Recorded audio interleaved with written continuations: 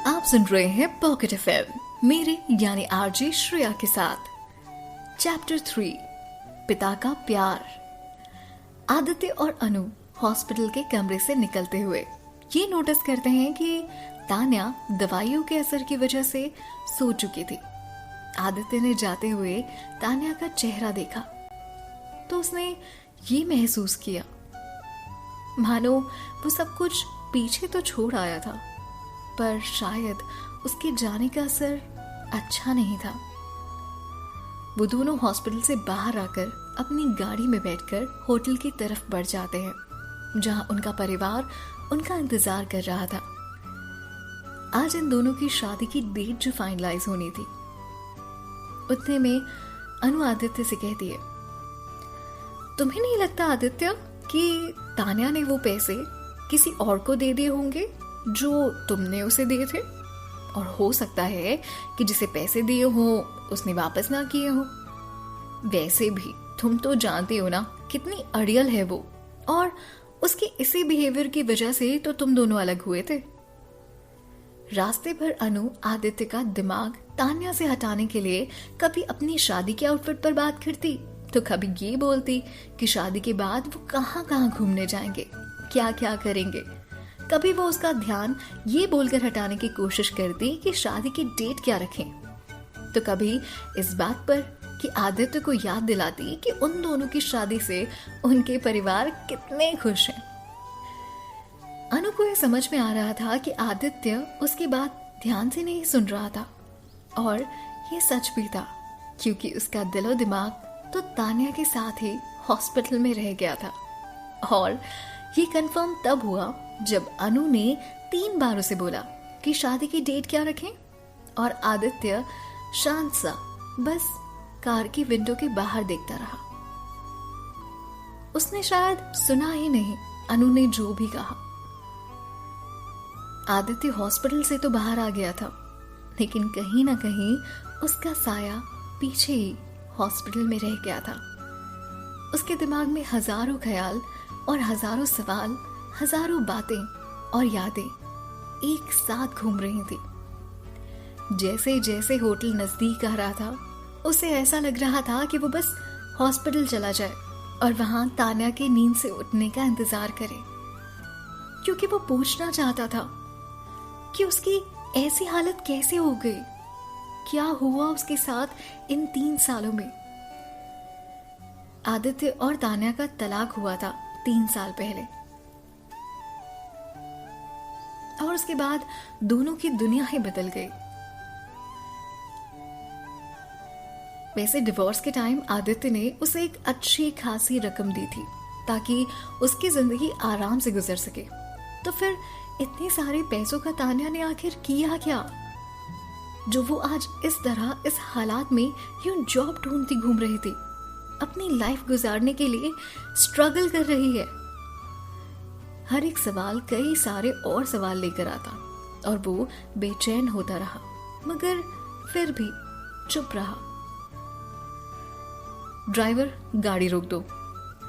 अनु ने गुस्से से जैसी ही बात कही तो आदित्य को लगा कि शायद होटल आ गया, इसीलिए अनु ने गाड़ी रुकवाई। जब उसने देखा तो बाहर होटल नहीं था, एक बड़ी सी चमचमाती ज्वेलरी शॉप थी जहां अनु ने अपनी कार रुकवाई थी। आदित्य कुछ गले के सेट लेने थे, वो शादी के लिए। वैसे मैंने सेलेक्ट कर रखे हैं, पर मुझे अच्छा लगेगा अगर तुम भी मेरे साथ चलोगे तो, अनु ने आदित्य को देखते हुए कहा। आदित्य चुपचाप गाड़ी से उतरा और दुकान के अंदर चला गया। दुकान का मालिक आदित्य और अनु को देखकर दौड़ता हुआ उनके पास आया। और भाई ऐसा हो भी क्यों ना, आफ्टर ऑल शहर के सबसे फेमस और अमीर आदमी मिस्टर आदित्य मेहता जो आए थे उसकी दुकान पर, तो इतनी जरा नवाजी तो होनी ही थी। बड़ी तमीज के साथ उस दुकानदार ने अनु से पूछा, बताइए मैडम, कौन सा सेट दिखाऊं आपको? अनु ने स्टाइल मारते हुए कहा, वो जो उस दिन पसंद किया था मैंने, आप वही दिखा दीजिए। मैं उनमें से कुछ फाइनल करके आपको अभी पेमेंट दे देती हूँ। दुकानदार कहता है, जी ठीक है। इतना कहकर दुकानदार वो सेट लेने चला गया। जो उन्होंने पसंद किए थे। एक एक सेट अनु ने पहनकर आदित्य को दिखाया। आदित्य थकी सी आंखें लिए सभी सेट पर अच्छा है बोलता रहा। उसका दिमाग तो दूर कहीं सवालों और बीती बातों में उलझा हुआ था। वो खामोश होकर सभी चीजों को बस यूं ही देखता रहा।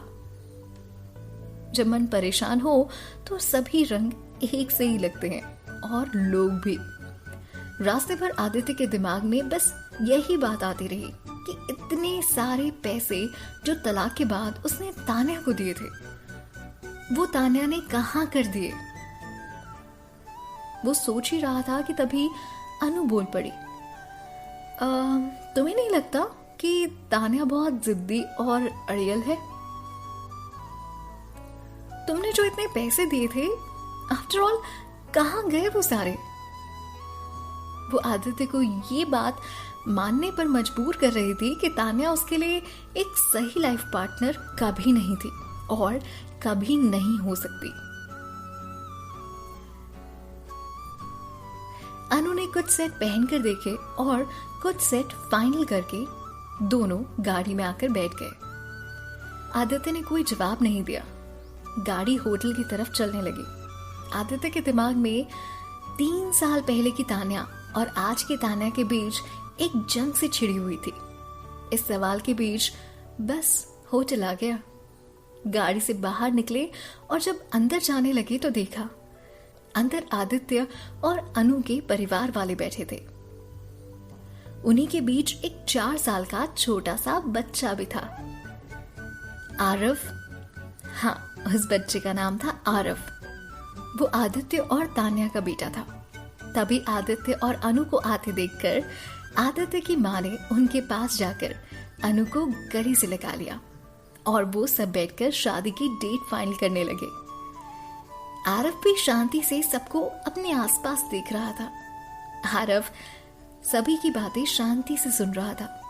कैसे उसकी दादी उसकी होने वाली नई मम्मी यानी कि अनु को कह रही थी कि अब उसकी बरसों पुरानी एक अच्छी सी इच्छा पूरी हो जाएगी। धीरे धीरे आदित्य की माँ ने अनु को सारी रस्में और शादी में होने वाले फंक्शंस के बारे में बताया कि कब शादी, कब हल्दी और कब मेहंदी की डेट फाइनल करेंगे। उन दोनों की शादी की डेट बस निकलने ही वाली थी कि इस बीच यही सारी बातें सुनते सुनते गलती से आरव के हाथों से जूस गिर गया।